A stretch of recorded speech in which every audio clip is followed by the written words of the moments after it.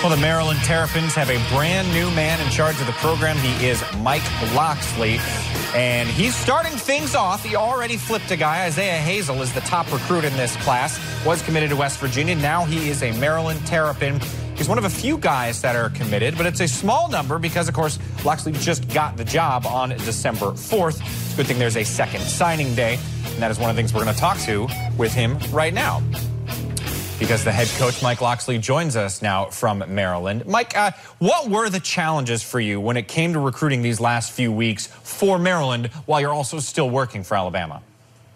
Well, I think the big thing was, number one, coming in, taking the job. You know, the best recruiting job that I could do was to recruit the team, the current team I had there at Maryland. And, you know, obviously with all the transition and all the different things that took place at Maryland, you know, we had some guys who had put their name in the portal. There were some guys that had talked about possibly leaving. And so my best recruiting job was stabilizing the current roster there. And I think we were able to get it stabilized. Don't anticipate to lose anybody. A bunch of guys took their name out of the portal. And so by focusing on that, it obviously slowed down some of the recruiting process of going out to see some of the guys that we were going to recruit, some guys that had verbally committed. But I did think it was probably the most important thing for me to do was to stabilize that current roster and then utilize the time on the upcoming recruits after getting that done. Well, then put into words for me, for this specific class, how important February's second signing day will be.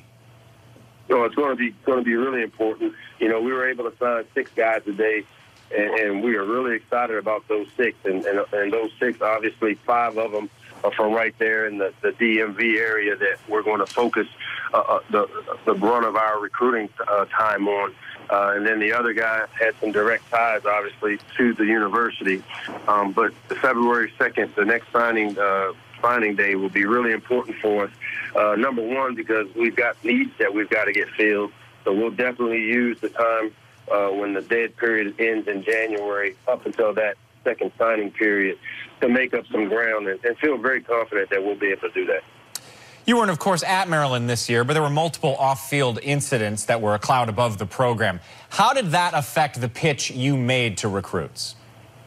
No, I don't think it affected it very much from the standpoint that, much like any time there's change, you know, when you come in, you're coming in, bringing in your thoughts, your ideas, how you want to run your program, and that's what we sold.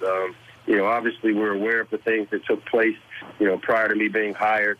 But we also feel very confident that with the change that has been made, we feel like, again, we've stabilized our program.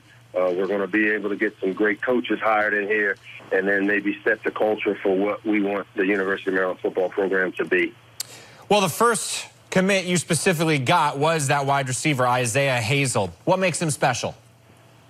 Well, I think the big thing is his size and speed. You know, Isaiah was a guy that I was familiar with because I started the recruiting process on him while coaching at Alabama. And so for the last couple of years, I've had a chance to evaluate Isaiah and see him, and he's been down here on campus. So I knew a lot about him and his skill set.